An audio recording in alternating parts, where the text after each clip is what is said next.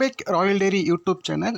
இன்னைக்கு இந்த வீடியோவில் உங்களோட நான் டிஸ்கஸ் பண்ணக்கூடியது nuclear power corporation of India லிமிட்டெடுடைய கைகை சைட் அவங்களுடைய ரிசல்ட் வந்து ஒரு ரிசல்ட் அனௌன்ஸ் பண்ணியிருக்கிறாங்க இல்லையா.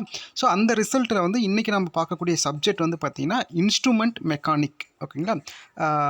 என்னென்னா இந்த post discipline of the category 2 stipendiary training technician instrument mechanics. ஓகேவா. இந்த எக்ஸாம்ஸ் வந்து எழுதியிருப்பாங்க. ஸோ ஸ்டேஜ் 1 ஸ்டேஜ் 2 ரெண்டுமே எக்ஸாம் ஒரே நாள் நடந்துச்சு. ஸோ அதுக்கான அட்வர்டைஸ்மெண்ட் நம்பர் வந்து NPCIL கைகை side HRM advertisement number 1 2025 to 26. சரிங்களா. ஸோ எக்ஸாம் என்னைக்கு நடந்துச்சுன்னா 22/1/2026. ஸோ அன்றைக்கி நடந்துச்சு. கால் லெட்டருக்கு வந்து செலக்ட் ஆகிருக்கிற ஸ்டூடெண்ட்டோடைய கட் ஆஃப் மார்க் என்னன்றது எல்லாமே நம்ம வந்து பார்க்கலாம். ஸோ அன்ரிசர்வ்ட் கேட்டகரிக்கு வந்து 82 மார்க் வந்து ஸ்கோர் பண்ணியிருக்கணும். ஸோ பர்சன்டேஜ் வந்து பார்த்தீங்கன்னா 54.67% வந்து ஸ்கோர் பண்ணியிருந்தீங்கன்னா நீங்கள் வந்து எலிஜிபிலிட்டி.